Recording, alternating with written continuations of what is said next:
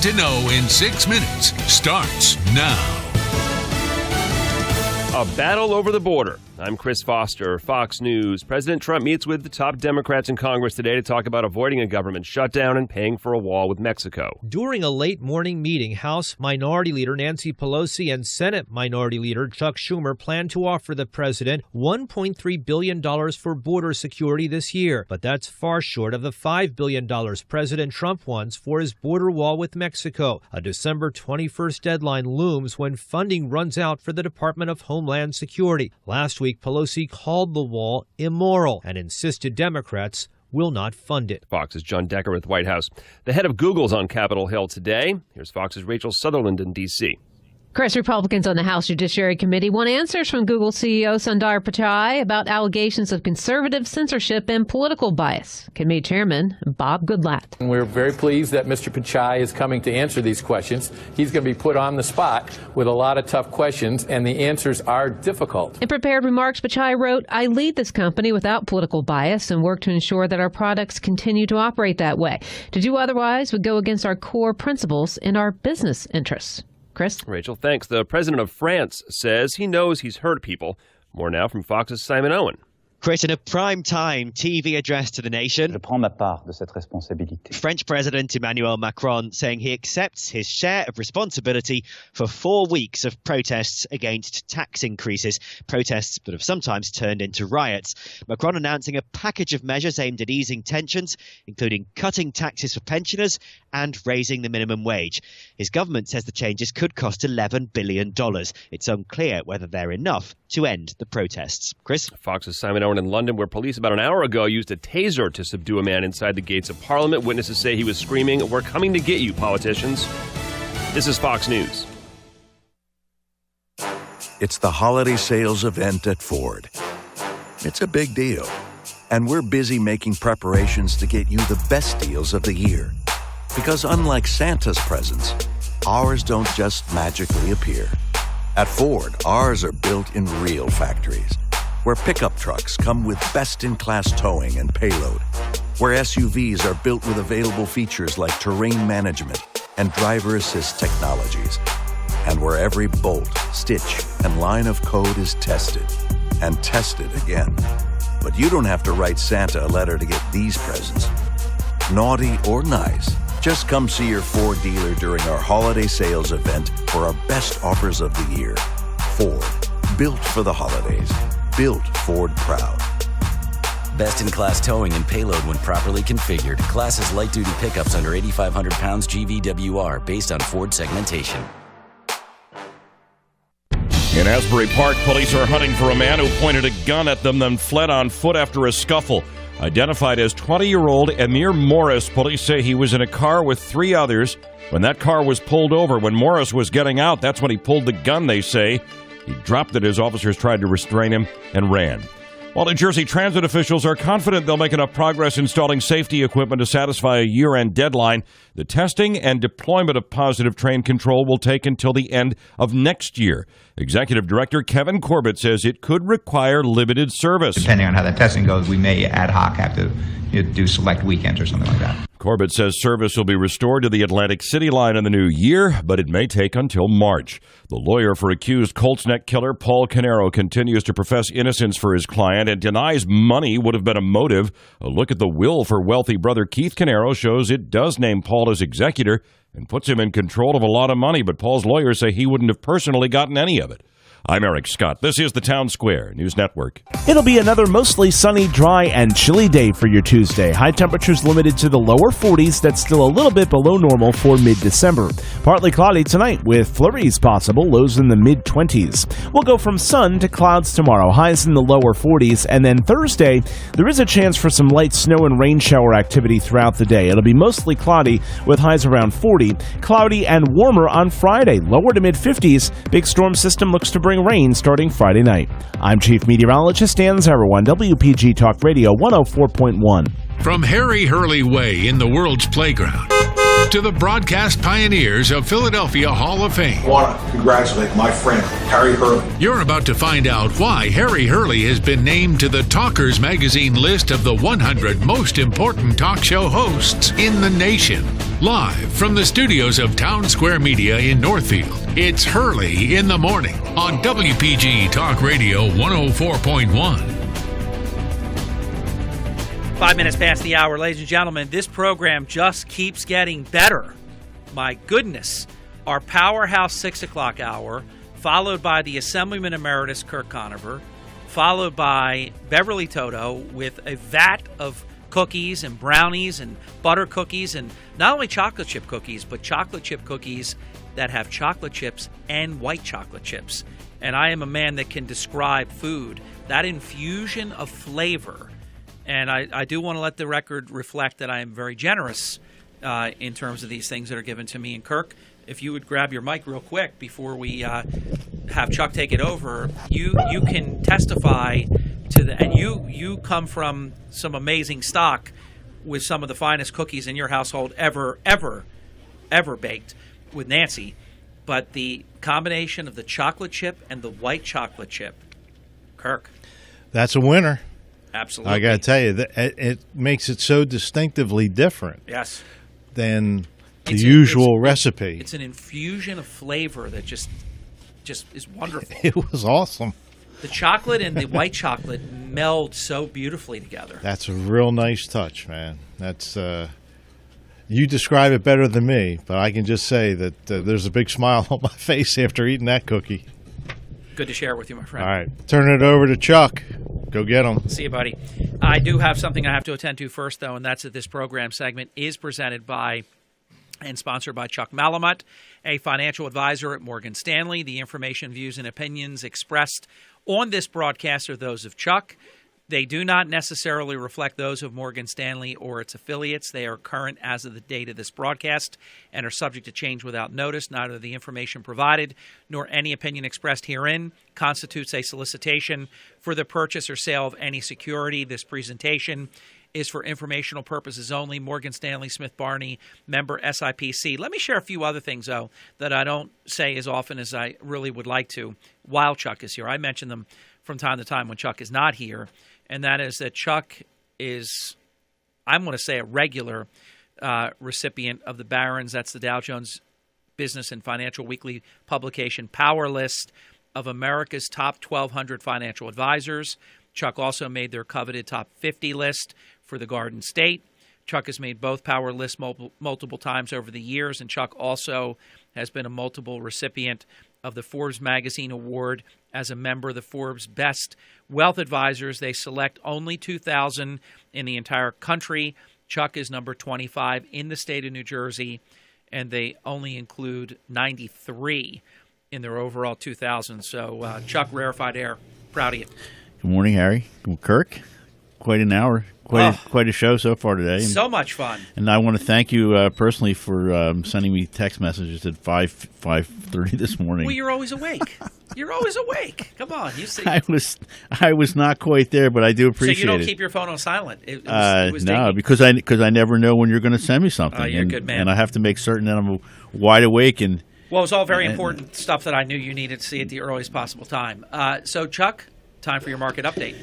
So the word volatility with a capital V is certainly here to stay, and it's hard to believe now, but we are now 12 weeks into this incredible volatility that we've seen within the marketplace. And you think about where we were at the end of the summer, where everything was just sort of wonderful and firing all cylinders. The Dow was the last index to make an all-time high. And literally within a 2-week period of time, from what happened was that the indices all sort of just fell apart. I mean, the world got turned upside down, and things that were good that were bad, and things that were bad that were worse. And now there's a lot of algorithmic trading. What is happening is we're getting into the end of the year.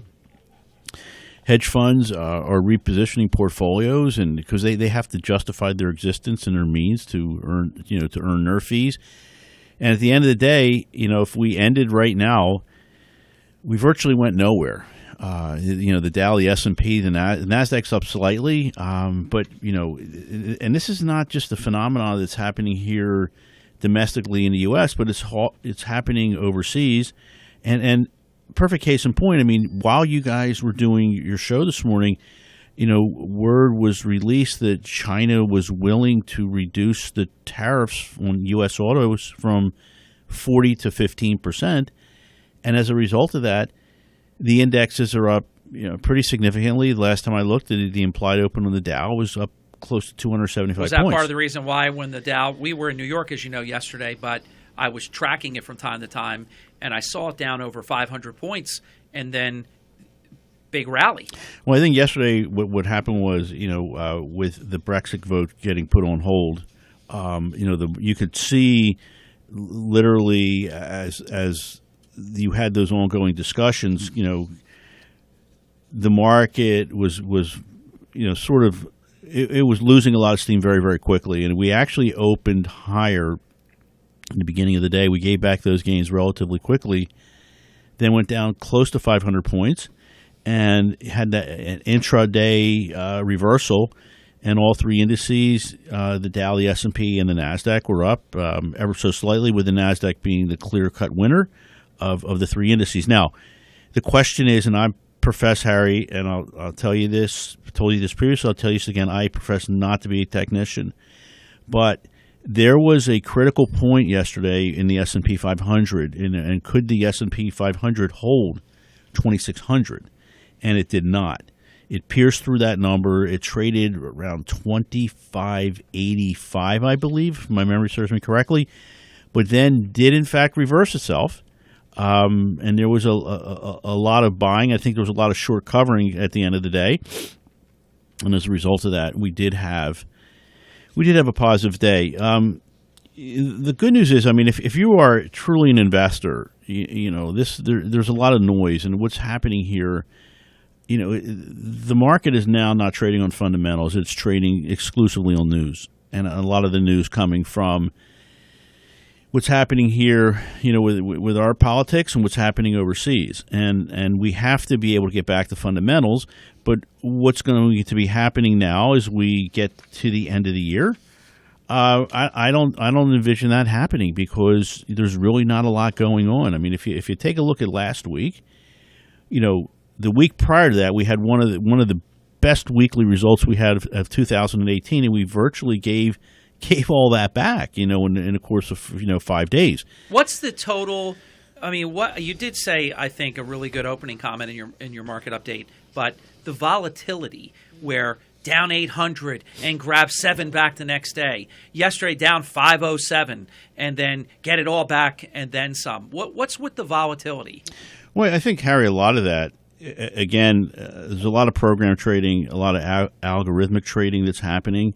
And as a result of that, as an example, last week. So people have sets that are already established and they just trigger. And a perfect case in point was the yield curve. You think about the inversion of the yield curve. And typically that is a sign that we have potentially a recession, not too far in the distant future. Now, we typically look, and I'm going to jump around here a little bit from what we had laid out to you as far as how we're going to have our discussions today. But the flatter or the even inverting yield curve doesn't necessarily mean a recession or an equity bear market is imminent. Now, last week what happened was there was the spread. The differential between the 2-year and the 5-year treasuries, it inverted for the first time since the financial crisis. The 2 to 10-year spread, which we typically look at, however, did not. And that spread, the 2 to 10 years, has inverted prior to every U.S. recession over the last 50 years. Now, the other thing to look at, and which is very good news, additionally, over the last 50 years, U.S. equities have increased on an average of 15% in the 18 months following the yield curve inversions. Now, Harry, let's talk about the yield curve inversion for a second. Today, or as of the close of business yesterday, the yield on the 2-year, and you might want to write this down because you talk about a yield curve inversion. The 2-year was yesterday 2.725. The yield on the 5-year at the close of business yesterday, 2.707.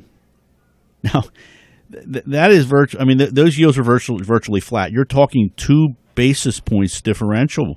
So who would lock in for 5 years when you can do it for 2 vice versa? But no, it's not that you're locking in. It's the mindset or the thought process or the historical norms is that once that 2-year trades higher or yields higher than a 5-year, the curve is now inverted. Now, conversely, the 10-year, as of close of business yesterday, was at 2.85%, and the concern is, the 2/10-year spread. So, if the 2-year passes through, the yield is higher than the 10-year, so 2.72.5 versus 2.85.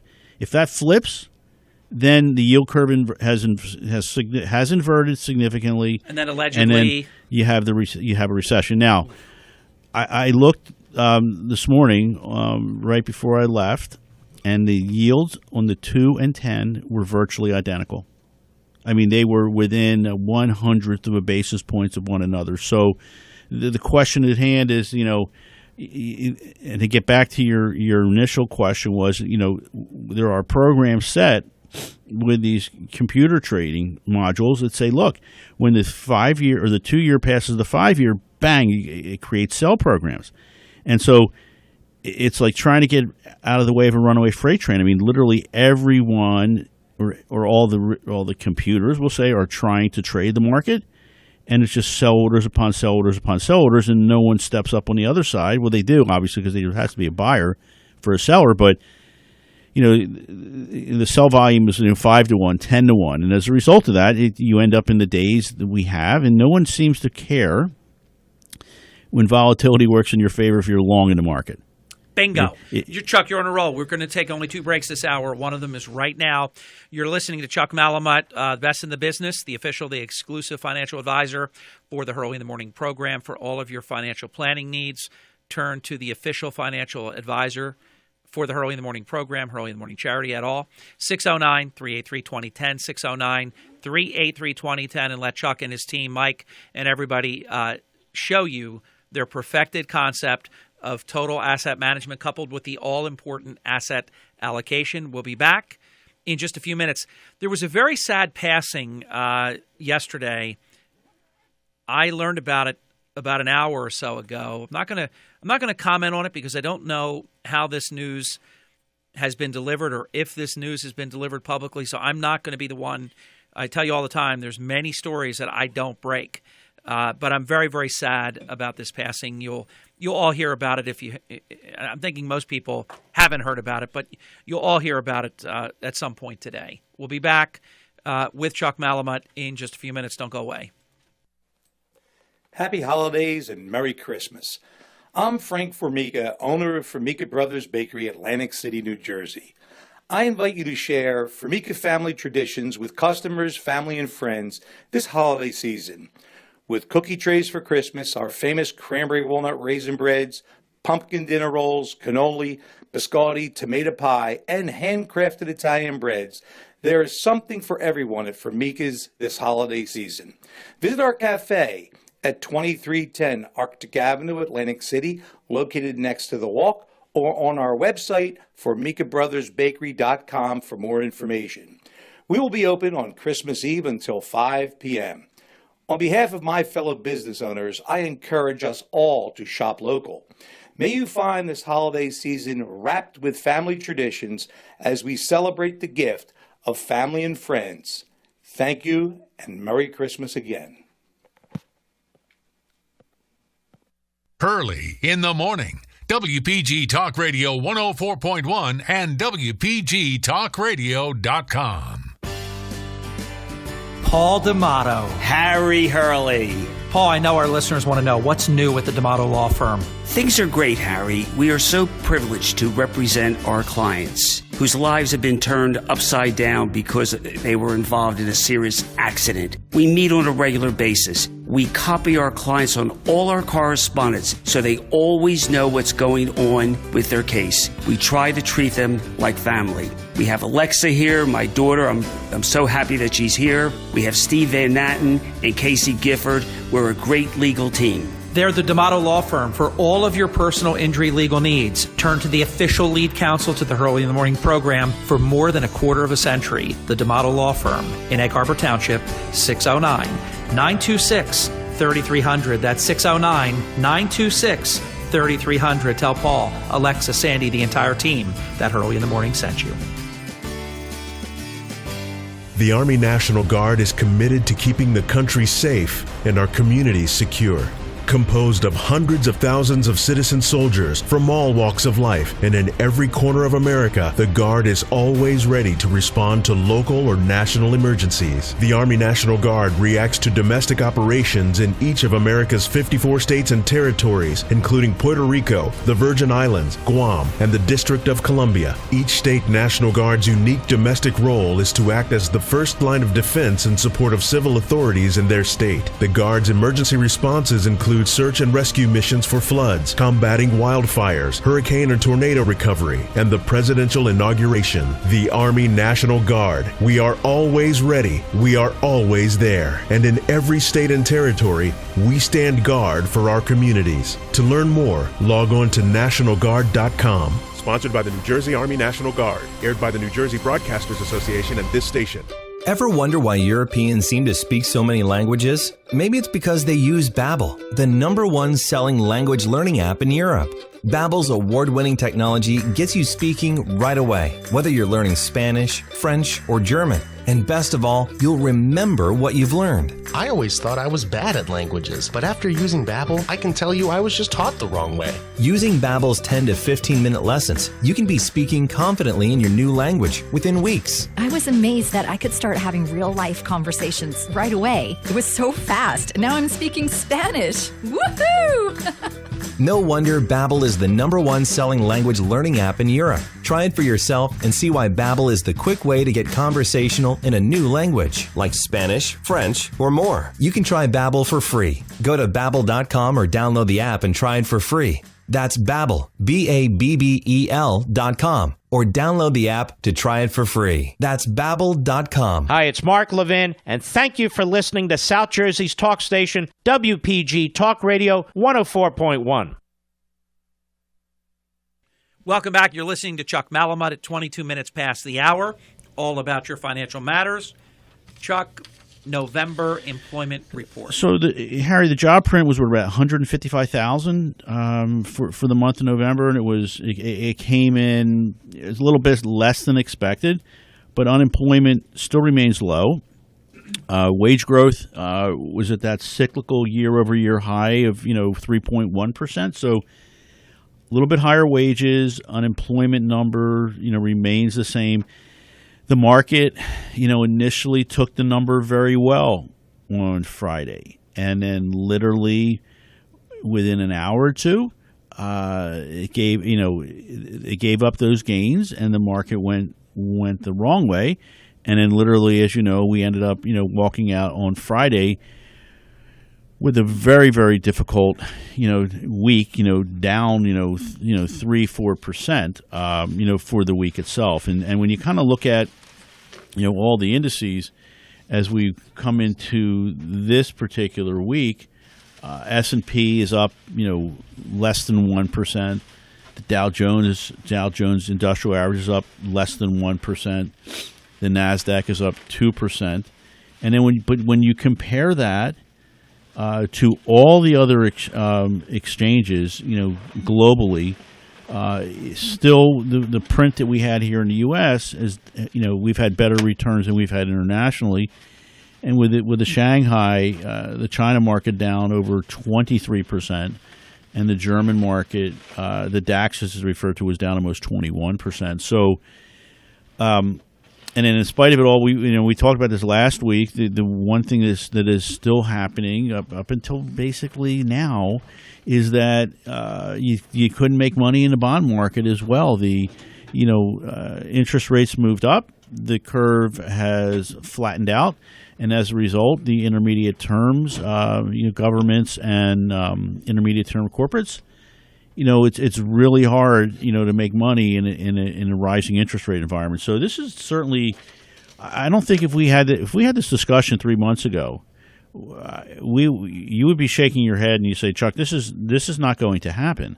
And lo and behold, the one thing about the markets, when you think you need to go left, you really need to go right. And I had a nice conversation with a very young fellow, someone that is in his early 20s, and I try to have a discussion about, this is a long-term journey. This is a marathon. It's not a sprint. And he, was describing to me his strategies of how he's going to day trade the market, and he only needs to make $150 or $200 a day, and he had a pretty short bankroll. And at the end of the day, I did my calculation. I said, well, I think you're out of money in anywhere from 6 to 9 months. And at that point in time, he kind of reversed himself and walked out of my office and said, thank you very much. So, Chuck, in terms of the Fed rate hikes, is any of this volatility, do you think, perhaps might cause them to maybe take a pause? So, Harry, that's a really good question because hasn't there been?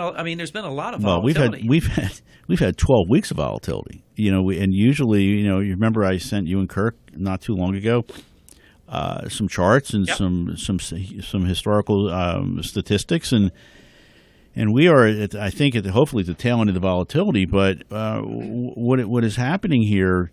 The Fed is damned if they do, damned if they don't. If they, with the December rate hike, because imagine if they don't come in December next week, then all of a sudden there's all this suspicion and the rumor. Oh my goodness, the economy is awful. So then it would be. Let me throw this out. Would it be worse to not have a rate hike because that would be sort of validating that the economy is softening, or would it be better to have a rate hike and then the presumption would be the economy is very strong? Look, the probability of rate hike, it was virtually at 90-some percent not too long ago, and I think we're now in the 70%. Okay. So there are some pundits that are saying, well, look, we're not going to, we really should not be increasing rates. But I'm thinking, and what I'm hearing is that, the Fed rate hike is sort of baked into the numbers. They need to make a move. But they need to back off a little bit as you get into 2019. So we think initially there was discussion back in the beginning of October when Powell made his famous speech, which basically started to unravel the equity markets. And a lot of people were referring to that as a rookie mistake, but it did happen. And they were talking. I thought it was terrible. They were talking 3 to 4 rate hikes in 2019. So, now it looks as if. The question should the Fed slow? Well, of course they should. Or should they pause? In hiking the rates next year, and all indications are, if they did move to say 2 next year, the markets should react well to that versus the number 4. Now that goes sort of against what you have continually tried to educate me on, and we are fast approaching 2020, so we'll see what the Fed does. So we're thinking that unless the numbers change dramatically, Harry, that we're probably going to have 2 hikes one this year as we close out the year, and probably 2 as we get into 2019. Now go ahead. No, so now sort of like playing, beyond that, what's going to happen to the economy? You think about it, real GDP, because oftentimes, like, what is GDP? And, should close this year around 3%.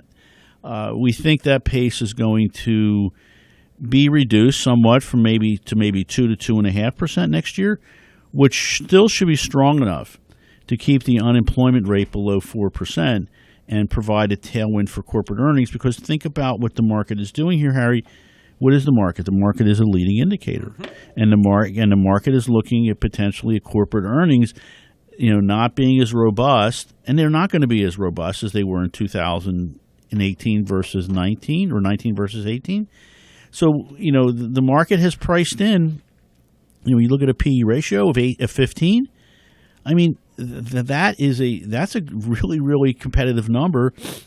And our chief strategist, Mike Wilson, as of yesterday, actually said, because he was quite negative on the markets, and you remember, everything that came out, he goes, now is probably the time to begin to start, averaging in. You don't go with both fists loaded with cash, but you average in, and lo and behold, that comment was made around 11 o'clock in the morning. Let me comment on Mike Wilson. Internally, within our organization. Something I usually don't do. I'm going to comment about Mike Wilson. I thought he was wrong, and I just held it to myself. It looks like he was spot on. And he was the contrarian, I think. You think about, he came pretty early in the summer, and everybody kind of threw cold water on it. And he said, in addition to maybe lightening up, and even though bull case scenario 3,000 on the S&P, which obviously we're not going to be there. The shifting of assets, your positions from reduction of growth and increased large cap value, and that is in fact happening. And when you have times like this, you want to have a stock, or you want to be involved in the side of the market that has dividends, in order to be able to sort of insulate yourself in when you have these very, very, very volatile times. Halftime break. We're going to be back. It's the last break we'll take during Chuck's program. We're talking all about your financial matters with the best in the business, in my view. Chuck Malamut, managing director of his group, the Malamut team at Morgan Stanley's Northfield, New Jersey office. 609-383-2010 is the phone number for all of your financial planning needs. 609-383-2010. We'll be back in just a few minutes. A lot more important information straight ahead. Early in the morning, WPG Talk Radio 104.1. Health Update with Robin Stoloff, brought to you by the law offices of Richard A. Stoloff, Linwood, and Philadelphia. If you're traveling over the holidays, preparing in advance can help you avoid some of the toughest travel pitfalls. For a longer trip, pack some healthy meals along with extra snacks. Avoid sodas and sugary drinks and opt for lots of water, which not only hydrates you, but also helps curb hunger. And do your best to avoid germs. Dr. Mehmet Oz of the Dr. Oz Show calls airplanes incubators for illness. He advises us to pack a hand sanitizer and use it early and often, which can reduce our chance of getting sick by 50%. And find ways to keep moving. Take a break, get out of the car, get up from your seat on a plane or a train. With a little preparation, we can maintain good health while traveling. I'm Robin Stoloff for Health Update, wishing you a happy and healthy holiday and New Year. Health Update with Robin Stoloff, brought to you by the law offices of Richard A. Stoloff in Linwood. Attention you expect, results you deserve. When seniors need treatment for cancer and other serious diseases, they count on Medicare Part B for access to their doctor and life-saving medicines. But the Trump administration's health department is pushing a risky experiment that could be disastrous for your Medicare benefits. Under the Trump administration's plan, middlemen and HHS bureaucrats, not your doctor, could direct your cancer care. Patients with cancer could be forced to use older, less effective medicines, not the treatment their doctor feels is best for them. And under this proposal, cancer treatment would be paid based on rates from countries with European-style healthcare, where access to new medicine is rationed and patients often wait months for care. Senator Cory Booker has always protected seniors' Medicare benefits, and they need him now more than ever. Call him today at 202-224-3121. Urge Senator Booker to stop the Trump administration's experiment with cancer care before it's too late. Paid for by Alliance for Patient Access. Ever wonder why Europeans seem to speak so many languages? Maybe it's because they use Babbel, the #1 selling language learning app in Europe. Babbel's award-winning technology gets you speaking right away, whether you're learning Spanish, French, or German. And best of all, you'll remember what you've learned. I always thought I was bad at languages, but after using Babbel, I can tell you I was just taught the wrong way. Using Babbel's 10 to 15-minute lessons, you can be speaking confidently in your new language within weeks. I was amazed that I could start having real-life conversations right away. It was so fast. Now I'm speaking Spanish. Woohoo! No wonder Babbel is the #1 selling language learning app in Europe. Try it for yourself and see why Babbel is the quick way to get conversational in a new language, like Spanish, French, or more. You can try Babbel for free. Go to Babbel.com or download the app and try it for free. That's Babbel, Babbel.com, or download the app to try it for free. That's Babbel.com. Are you drowning in IRS tax debt? I owe the IRS $37,000. Get ready for a toll-free hotline. Take advantage of new IRS tax forgiveness programs that may protect you from IRS collection agencies. They have the power to garnish your wages, put liens on your property, and levy your bank account. Civic Tax Relief can help protect you from the IRS. Civic Tax Relief basically represented me against the IRS, and by the time everything was completed, I didn't owe the IRS anything. Find out about the Fresh Start program that is now available through Civic Tax Relief. Civic Tax Relief's special tax hotline can help you discover all the relief programs available for free. I would recommend anyone who has a tax problem to contact Civic Tax Relief. Just call 800-315-9956. 800-315-9956. Don't wait. Call now. 800-315-9956. 800-315-9956. 104.1 FM, 1450 AM. And now from the Jersey Shore to the Delaware Memorial Bridge on your HD radio at 97.3 HD3. Hurley in the morning. WPG Talk Radio 104.1. South Jersey's talk station. 36 minutes past the hour with Chuck Malamut, who we will go back to in exactly 1 minute and 8 seconds. Yesterday, live from the Fox News Channel in New York City, this surprise appearance took place. We can't look weak in this situation. Harry Hurley's here. He should be the mayor of Atlantic City. Harry, thanks so much for carrying the show. Can you believe the blizzard of news that's coming down? It's incredible. Unprecedented. It is all the speed of Trump when you think about it. Everything has picked up in terms of velocity. Because he started the trade thing all at once. You know, he's the one bringing on France and walking away from the Paris Agreement, bringing that into the fray. And every time they say he's wrong, he turns out to be right. Look what's happening in Brazil. Their leader is a Trump clone. In Australia, they're looking around saying, well, this Paris Agreement could destroy our economy. And then you see Macron with his 25% approval rating. Which I think is now 18%, and he has not even come out and been seen or heard since 290,000 people have protested. You've known him as a businessman. Do you think Trump should feel the legal heat right now? No. I think if you look at what we know right now, it's other people that did bad things, and even what the president may have done, none of it is illegal. Right. We'll find out. That won't stop anybody, as you know, from going forward. Harry Hurley, thanks so much. Brian Kilmeade Show. Chuck, that's your boy on the national stage. Congratulations, Harry. So that was one of the things you sent me at 5:30. So I got to see it here the second time. But immediately when Brian said, "Well, maybe you should be the mayor of Atlantic City," I'm saying, I really don't think that's a good spot to be in right now. Well, look, the position's never a problem. Lorenzo Langford never did anything unlawful.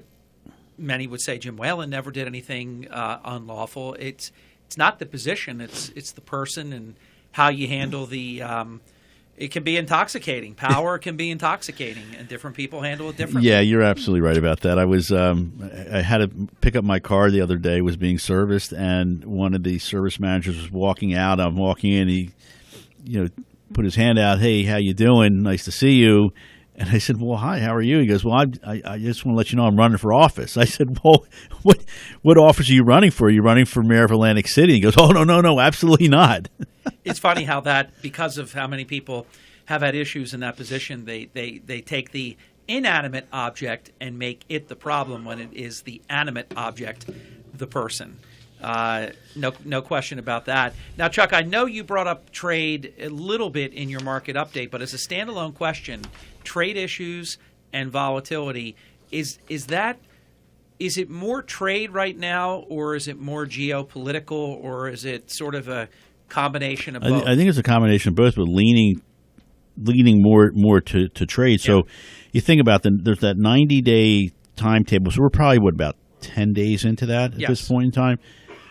For U.S. and China to resolve, these trade issues. Time out 1 second, because the one thing that I've learned from you from so many years ago is Our markets do not like volatility. What I want our administration to be very unambiguous about, they said 90 days and that's it. Then they said, but if we're close, we'll extend it. Then they said it's 90 days, that's it. I don't think we can go back and forth, back and forth. I would have liked the language, we want to get something done in 90 days. The president shared language from the Chinese that said that they want to get a deal. The markets initially liked that. 1 day later, they didn't like it. So that wasn't evidently firm enough on further review. It's like an Eagles game against Dallas. They don't get to play right. So the markets got spooked by that on the second day. On the first day, they loved it. On the second day, they hated it.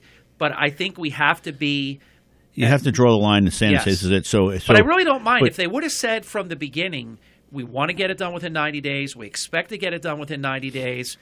And unless we're really close near the finish line at the end of 90 days, that's the deadline. I didn't mind the little acquiesce, but then when they went back and forth, it just gets crazy.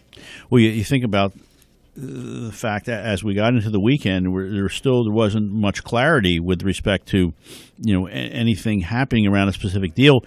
Well, should markets love what you brought up? Because I didn't hear that until you said it. But now this morning, with China, rolling back the tariffs from 40 to 15% on U.S. autos, that's obviously a step in the right direction. Yeah, so, big deal. Now would you call that good faith? I think it's a good step in the right direction. Yeah, I mean it's I want. Do I say they blinked? Yeah, I think they blinked. That's what I think. I think that's China's way of saying that we're going to get a deal, and here we want to show you. Look what we're going to do here. Now, if we can't, if this is, obviously, as you one step forward or two steps forward, one step back, or maybe it's one step forward, two step back. So now it's a matter of is this the start of something, or is this just like a one-off item? But Harry, we're never going to know until we get to the finish line. So, again, but it passes prologue. You're going to have some volatility in the marketplace. Right. But it passes, there's no doubt about that. I agree, but it passes prologue, even when it looked bad. The other deals, the president seems to win on trade. And I'm going to say two levels. One, because we're the United States of America and we're the big dog. But number two, this is the president's wheelhouse. I think growing in the position of president takes time. I think this president has shown a shorter learning curve than many. It's a very, very impossible position, and yet one person has it for 4 years or 8 years. When you look at what's gone down, the area that I believe the president has shown the most acumen here at home and on the world stage is in trade. Do you agree? He has to date, yeah. I mean, because Mexico, Canada. Certainly. Well, I mean, we won't. We're not going to go politics with it, hopefully within this hour, but it's just he's in a very, very tough spot. Sure. I mean, I can't imagine having hundreds of thousands of millions of people just coming after me virtually on a daily basis. Every day. And, he is thick-skinned, and he's done a good job in spite of, all the negative criticism for sure. Chuck, I'm absolutely waiting, holding my breath. They call it bated breath, waiting for your answer on this, because from the beginning you have not been a fan of the president's tax reform, and what everybody has pitched as savings when everybody starts to do their taxes in early January and before April 15th. I guess that's when we're really going to find out, because that's human nature. If you got a little bit extra in your check right now, nobody's going to complain, but when it comes time to settle with Uncle Sam, if you can't take deductions you've always taken because with your property taxes you've maxed out, and all these different things that are nuanced depending on the individual tax filer, this is where the rubber is going to meet the road in the next several months, Chuck, and you have not been a fan of the president's tax reform. What do you think now? Well, so here's what's happening. I mean, we've talked about oftentimes about the SALT.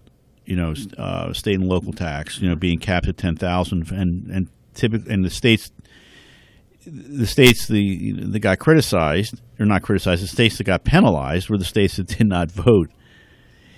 Chuck, Republican. Let me ask you this in just a real easy layperson's term for people that don't understand this because they don't understand tax policies and they haven't had a chance to read the whole thing and how it's going to impact. If your taxes are $10,000 a year, and there are a lot of people listening right now. What taxes are you referring to? Your property taxes. Okay. And that $10,000 write-off that you've enjoyed, if you've had interest income and things like that, the interest rather, not interest income, but the interest on it. If your tax deduction is already used up with just the real estate property, does that mean you can't do itemization? Yeah. So what happens is if $10,000 is the max. $10,000 for state and local. So that means property taxes, and that means state income taxes. So if you would be able, when your federal return, you could have deducted all of it previously. And if let's say your state income, let's say your property taxes were $10,000, and your state income taxes are $5,000. Right. You can't deduct the $5,000. You're capped at $10,000. Now the 12, they moved the exemptions from $12,000 to $24,000 for married taxpayer or taxpayers paying taxpayers jointly. Filing jointly. But the question is, at the end of the day, when you look at the average property tax paid in the state of New Jersey, this tax reduction, if anything, might be a push, or for some individuals, you will be paying more, paying more taxes. Do you think there will be a lot of losers? Well, or will there be more winners? So you look at the demographics of the state of New Jersey and typical wage earners. I mean, obviously, as you get closer to New York City and in North Jersey, there's higher wages that are paid there than there are here traditionally in South Jersey. So I think they're the ones that are going to take it more in the neck than people that are living, down here per se. And I think what's going to happen is I think it's going to be a little shocking to a lot of people, because initially in February your taxable or your net pay increased because your federal rate was reduced. But now what's happening is you're going to probably be giving that back and then some come April, and you're going to say, "Oh my goodness, what happened?" But here's a point I really wanted to make with respect to tax reform. Remember how the companies, their rates were reduced significantly. Yes. Now, unfortunately, what is happening is stock buybacks and dividend increases are not necessarily happening at this point in time. All the data we've seen shows that only 25% of these tax savings have been used for these purposes, that being a stock buyback or a dividend increase. You would have thought, Harry, that you would have had a larger percentage go back and buy back your stock or increase your dividends. But I think what is happening here, because of companies unfortunately manage quarter to quarter oftentimes, and a lot of times small businesses don't really know what's on the horizon, and as a result of that, they're sort of holding that cash or those savings, and they're not putting it back into buybacks or dividend increases. So I think that's a little discouraging, and something that I wanted to make certain that all your listeners were aware of. And most importantly, as you chatted about a few minutes ago, if you can kind of get ahead of the curve here and figure out what your taxable income looks like, you might want to do so now.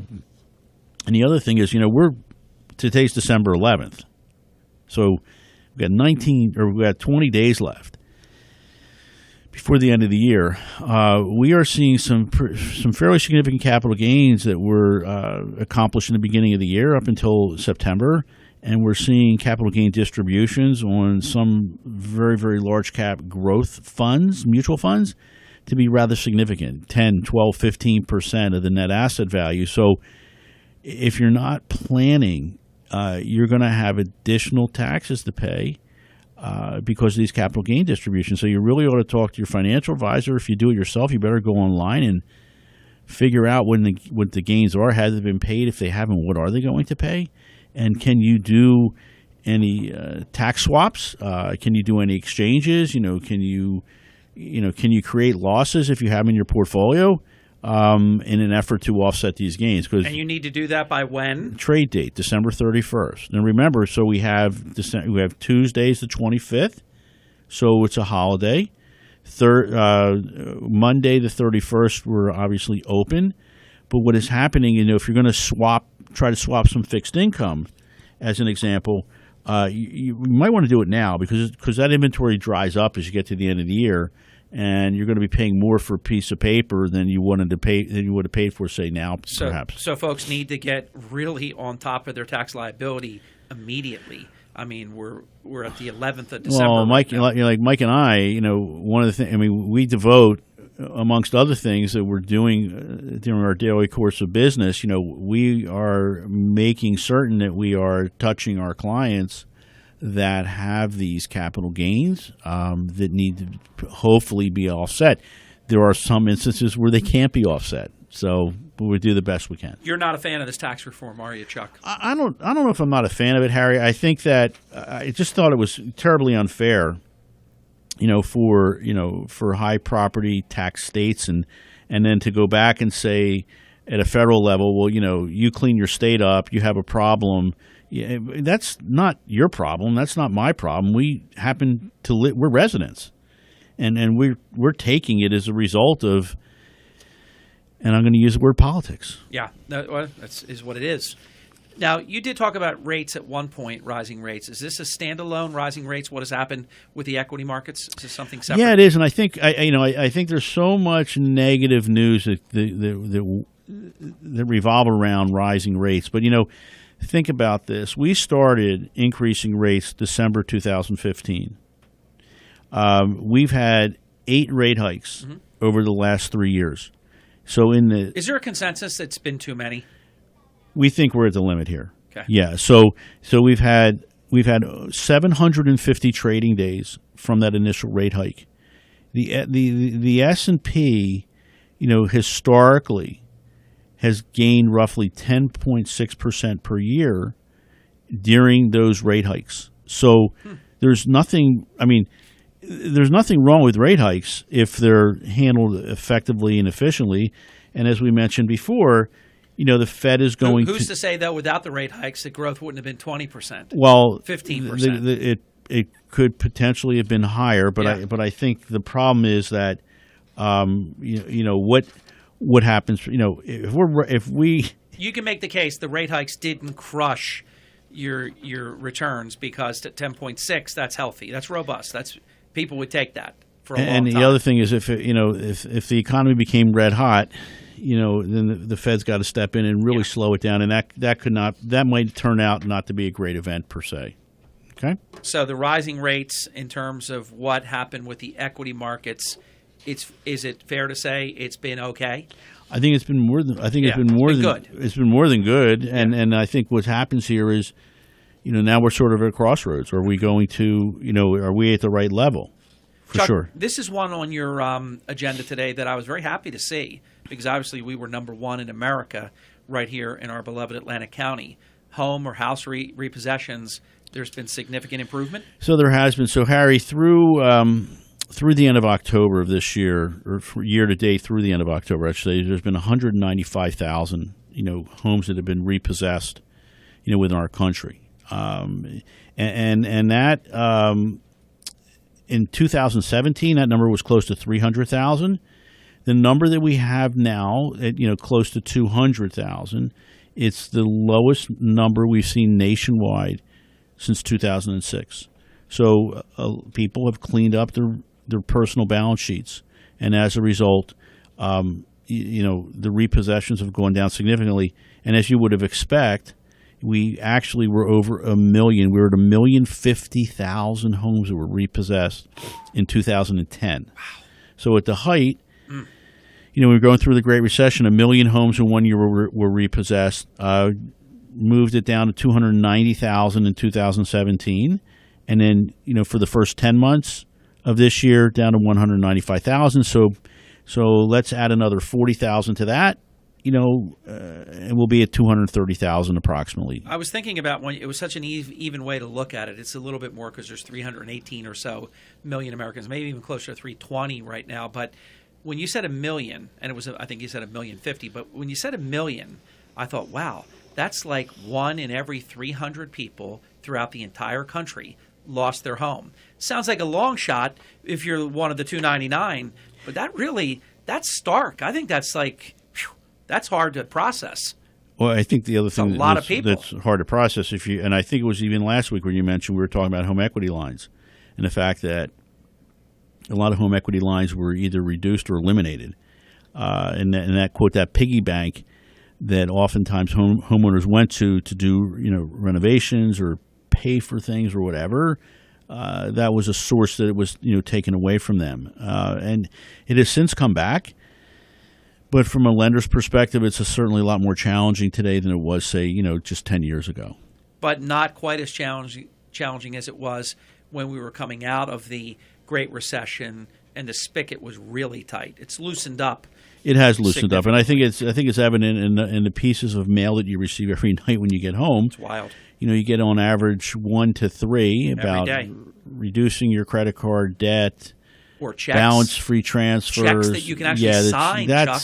That's scary, Harry. I mean, and you look at, and then they say the moment you cash it, it turns into a loan, and here are the terms, 20. I mean, it's scary stuff, and I know that there are a lot of people that sign those checks, Chuck. It's just very tempting. Well, initially it's easy money, and it doesn't turn out to be that way. You can just put it right in your account and worry about it later, and the problem with later is it comes. Growth of the U.S. economy. So we kind of touched on this a little bit, in the beginning of the hour. So we've been 3 quarters through this year. It looks like we're going to be at about that 3 to 3.2% annual rate. But the only thing I wanted to you're saying 3 quarters, so we're like no 3. I'm saying we're going to be at 3 to 3.2 by the time it's all over. The one thing to note here, Harry, it's the best expansion that we have seen for our economy in the last 13 years. I think that's something that oftentimes we lose sight of. Beautiful. How are we doing Chinese versus the United States economy? I guess we're winning that, right? Well, we have, and we continue to win, but I think the one thing that we have to recognize is that we're not winning at the pace that we have previously have won. So 30 years ago, if you step back and you look at the Chinese economy, it was 6% of the size of our economy, $312 billion to $5.3 trillion. Right. So, but don't worry about the numbers because they're hard to capture and fathom anyway. But just look at it from this perspective. So, 6% of the size of our economy 30 years ago. Okay, 10 years ago, the Chinese economy was at 31% of our economy. Okay, today that's a bad trend line. Today the Chinese economy is 63% of the size of our U.S. economy. So think about it. 30 years ago, it's 6%. 10 years ago, it's 31%. And now we're at 63. For the Chinese economy is 63%. So they're winning. So do the math. They're catching. So, in 10 object in their rearview mirror is closer than it appears. In 10 years, 15, 20 years, par and then some. So it's something, again, it's like it all goes back to, I think, what our president's trying to accomplish. I mean, these numbers don't lie, Harry. No, that's what I love. They're not. It's not political. It's math. The thing about the Chinese too, they want to eat our lunch. They want to supplant us as the world superpower. They want to replace us militarily, financially, and in every way. And Chuck, do you agree? It's very hard for us to compete apples to apples when we pay decent wages and they pay crappy wages. Right. So it's tough. It's I guess what I'm saying is it's amazing we win because it's almost like the officials in the Eagles and the Dallas game. I mean, they cheat.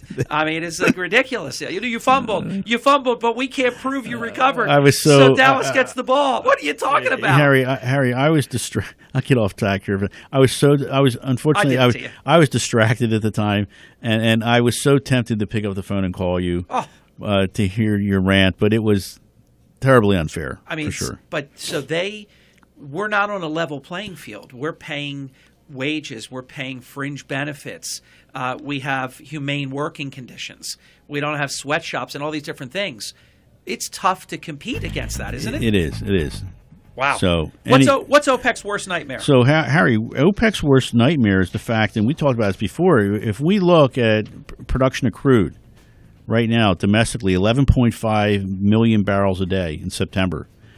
All-time monthly record volume, 21% increase in production in the last 12 months. So what you and Kirk have continually talked about,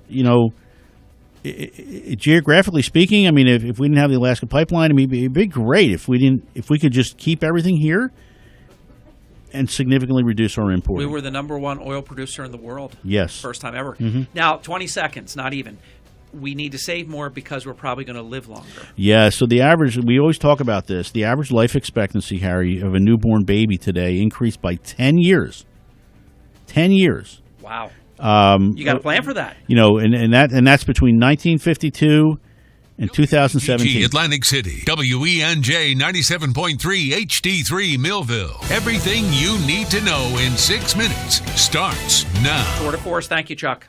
You're welcome, See Harry. you next week. It's $5 billion for the wall. I'm Chris Foster, Fox News. President Trump sits down soon with the top Democrats in Congress to talk about paying for that wall in a spending bill. At the White House, Fox's John Decker. Senate Minority Leader Chuck Schumer and House Speaker-designate Nancy Pelosi meet this morning with the president in hopes they can come to a budget agreement to avoid a partial government shutdown next week. Ahead of that meeting, the president tweeting, "In 2006, Democrats voted for a wall and they were